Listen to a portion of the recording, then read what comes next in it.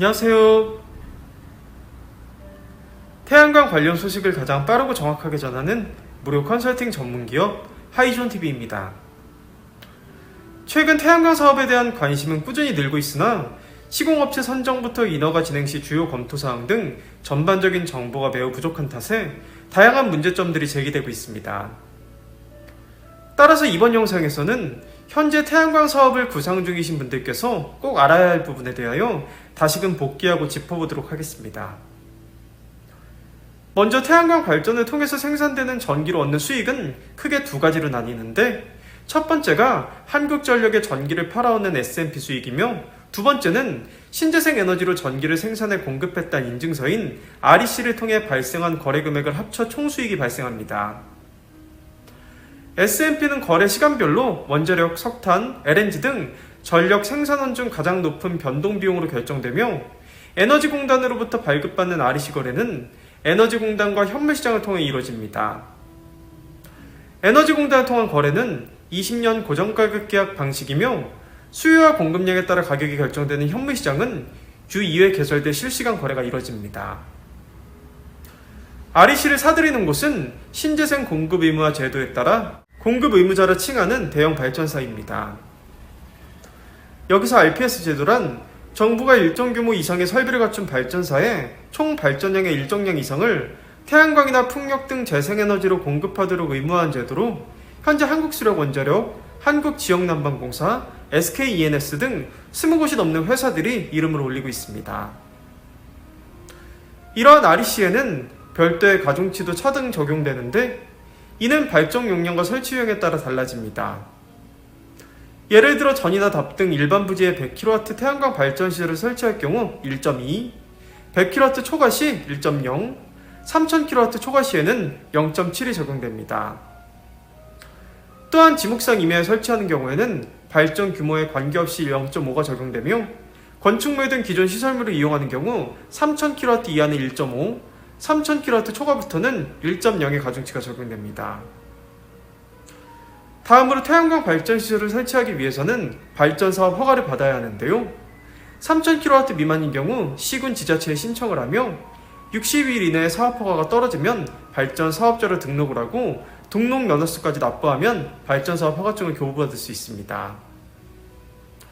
물론 이 과정에서 꼼꼼히 검토해야 하는 것들이 정말 많습니다. 우선 해당 부지가 태양광 설치가 가능한 곳인지를 따져봐야 하는데, 특히 태양광 발전시설은 각 지자체마다 서로 다른 허가 기준을 운영하고 있기 때문에 설치하고자 하는 지역의 시군에서 어떤 기준의 조례를 운영하고 있는지 반드시 살펴봐야 합니다. 가장 대표적인 내용으로는 주요 도로 및 주거지 등으로부터의 이격거리 규제를 들 수 있는데, 지역에 따라 최소 100m에서 최대 1000m까지 제한을 두거나 별도의 위원회를 구성해 허가 여부를 결정하는 지자체도 있습니다. 이와 함께 생산된 전력을 한전에 판매할 때 사용되는 송전 설비가 갖춰져 있는지도 반드시 확인을 해야 하는 사안입니다. 이를 개통 연계라고 부르는데, 설치하고자 하는 태양광 시설까지 연결된 선로가 없을 경우 새로 배전 선로를 구축해야 하며, 선로가 있더라도 여유 용량이 부족할 경우에는 태양광 설치가 미뤄지거나 진행 자체가 어려워질 수도 있습니다. 실제로 보통 배전 선로와 주변 앞길을 신설하는 데는 최소 1년 이상이 소요되고, 변전소를 건설해야 하는 경우라면 6년 이상이 걸릴 수도 있기 때문입니다. 이처럼 태양광 사업 관련 대관 업무는 개인이 하기엔 다소 복잡하고 어려운 영역에 속하기 때문에 시공업체와 계약은 체결한 다음 개발행위 등 관련 업무를 업체에 일임하는 것이 일반적입니다. 이때 시공업체는 계약과 함께 10%가량의 계약금을 요구하는 것이 관례인데, 자칫 개발행위가 나지 않거나 송전설비 용량 부족으로 설치가 미뤄질 경우 계약금 반환 등 분쟁 발생의 소지가 될 수 있기 때문에 업체 선정과 계약 문제에 대해선 충분한 시장조사와 심도 있는 결정이 매우 중요합니다.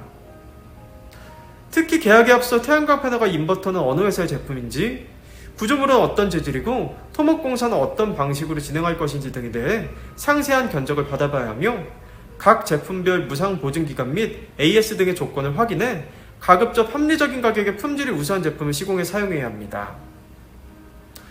무엇보다 주요 자재인 패널이나 인버터 등의 가격은 한 곳에서만 비교하기 어렵기 때문에 각 제조사별로 비교 견적을 받는 것이 효과적이며, 서두에 말씀드린 부분과 같이 한전 인입 과정에서 선로가 마련되어 있지 않으면 추가 비용이 만만치 않게 든다는 점도 고려하시길 바랍니다.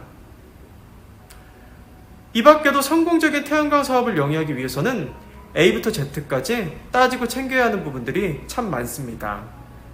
혹시 제가 오늘 영상에서 빼먹은 내용이 있거나 궁금하신 사항이 더 있으시다면 상단의 번호로 편하게 문의 주시기 바랍니다.